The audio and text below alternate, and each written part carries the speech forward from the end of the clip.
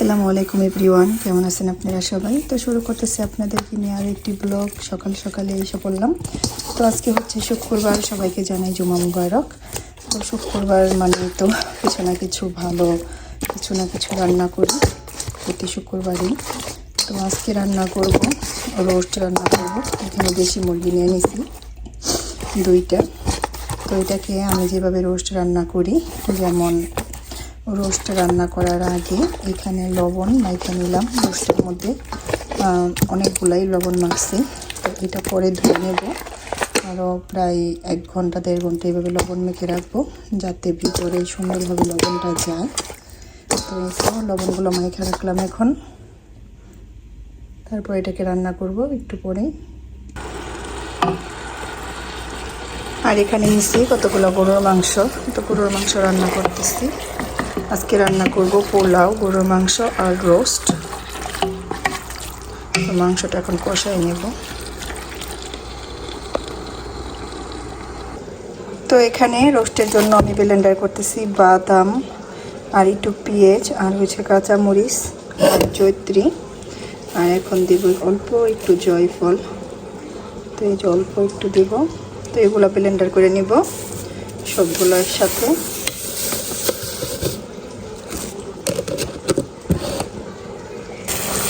তো এখানে রোস্টের জন্য মশলাটা আমি কষাই নিতেছি। এখন দিয়ে দিব সব কিছু।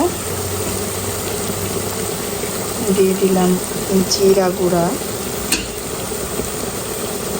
ধনিয়া গুঁড়া, দেব এখানে চিলি পাউডার,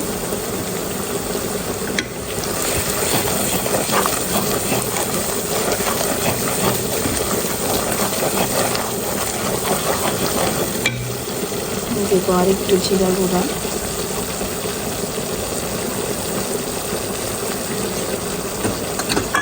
দেব অল্প একটু হলুদ।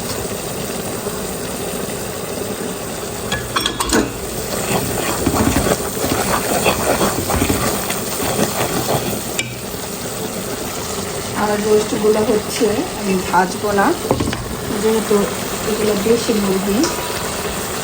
তো এইভাবেই রান্না করবো আজকে। এটা কষাই নেব এই মশলার সাথে।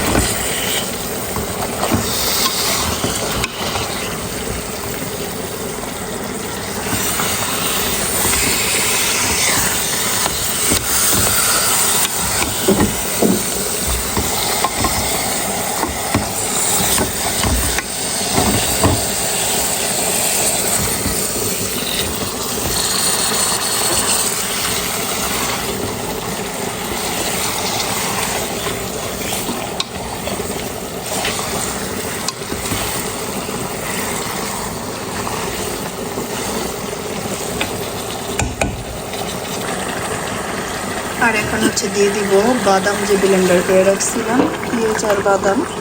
তো এটা দিয়ে দিব এখন। দিয়ে এটাকে মিক্স করব।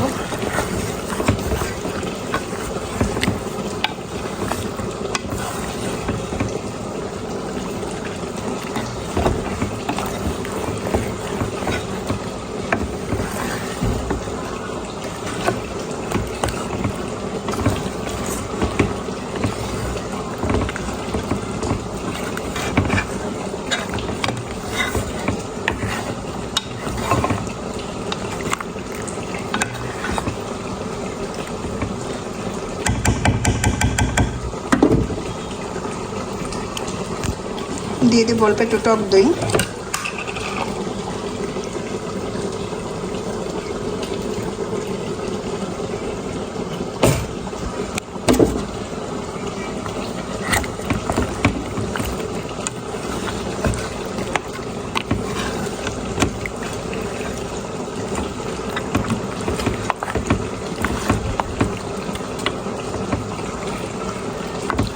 আর এটা কষাই নেব এখন। তারপর দিয়ে দিব গরম পানি সিদ্ধ হওয়ার জন্য।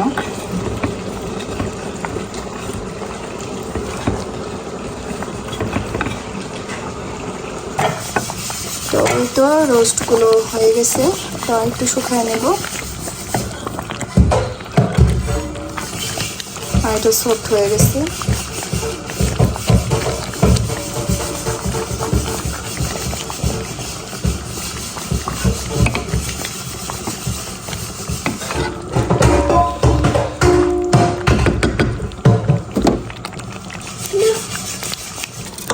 তো বসাই দিলাম পোলাওটা। তো চালটা একটু ভাইজা নেব। চালটা ভাইজা নিলে কিন্তু পোলাওটা অনেক সুন্দর ঝরা ঝরা হয়।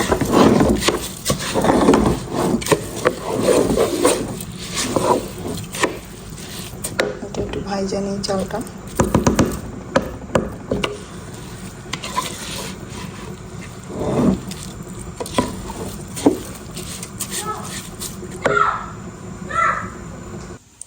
আর এখন খাবারগুলো বাইরে নেব।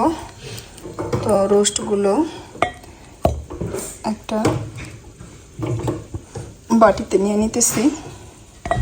সব কিছু বাইরে রাইখা যাবো আবার নামাজ পড়তে। তো সব রেডি রাইখা যাবো যাতে আমি সেই খায় পারি।